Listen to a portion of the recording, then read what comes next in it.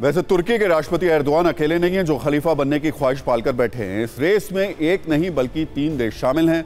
वो कौन से देश हैं ये भी आपको दिखा देते हैं, क्योंकि खलीफा बनने की लड़ाई पिछले कई दिनों से लगातार जारी है। कई दिन क्या कहेंगे, कई सालों से लगातार जारी है। इसमें सऊदी अरब एक तरफ है, तुर्की है, कतर है। ये 3 मुस्लिम देश लगातार इस कोशिश में हैं कि वो दुनिया में खलीफा बने, क्योंकि खलीफा मुस्लिम देशों का एक तरीके से कहा जाए तो सबसे बड़ा पद है और जिसके हाथ में वो होगा वही सबसे शक्तिशाली होगा। इसमें दूसरा जो स्थिति है वो भी आपको बता देते हैं।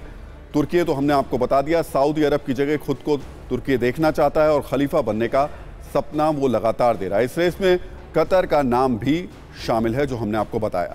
दुनिया की नज़र अभी वॉर सेंटर्स पर टिकी हुई है। कोई रूस यूक्रेन की ओर देख रहा है तो कोई चीन और ताइवान की ओर, लेकिन किसी को वो बारूद नहीं दिखाई दे रहा जो धीरे धीरे जमा किया जा रहा है। ये बारूद है खलीफा बनने का, जिसका मतलब होगा मुस्लिम सुपर पावर बनना। दरअसल जो मुल्क और जो नेता खलीफा बनेगा वो दुनिया की मुस्लिम आबादी और मुस्लिम देशों का टॉप कमांडर होगा।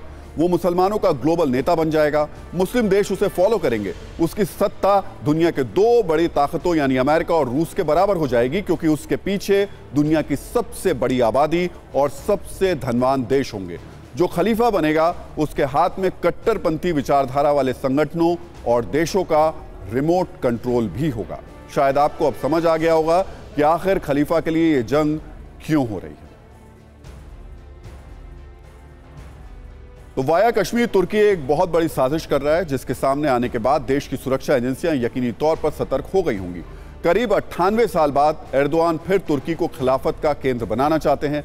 खलीफा के पास कितनी ताकत होगी इसे समझाने के लिए हम ऑर्गेनाइजेशन ऑफ इस्लामिक कंट्रीज यानी OIC से जुड़ी एक जानकारी भी आपको दे देते हैं। इस मुस्लिम संगठन में 57 देश हैं और खलीफा ही इसका हेड होगा। OIC में शामिल देशों की GDP दुनिया की कुल GDP का करीब 27% है। दुनिया के कुल निर्यात में OIC में शामिल देशों की हिस्सेदारी 10% है। OIC देशों की आबादी दुनिया की कुल आबादी की 25% है। सोचिए, जो खलीफा बनेगा उसके पीछे 57 देश खड़े होंगे। खलीफा दुनिया के अर्थतंत्र को कंट्रोल करेगा।